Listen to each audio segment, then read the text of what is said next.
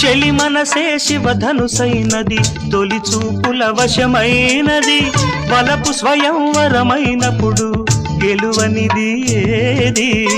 ఒక బాణము ఒక భార్య అన్నది శ్రీరాముని చిరయసమైనది శ్రీవారు వరమిస్తే సిరులన్నీ నావి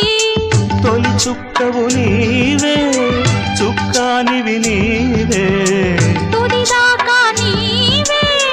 మరు జన్మకు నీవే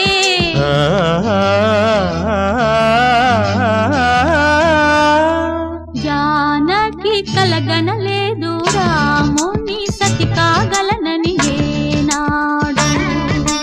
రాముడు అనుకోలేదు జానకి పతి కాగలనని ఆనాడు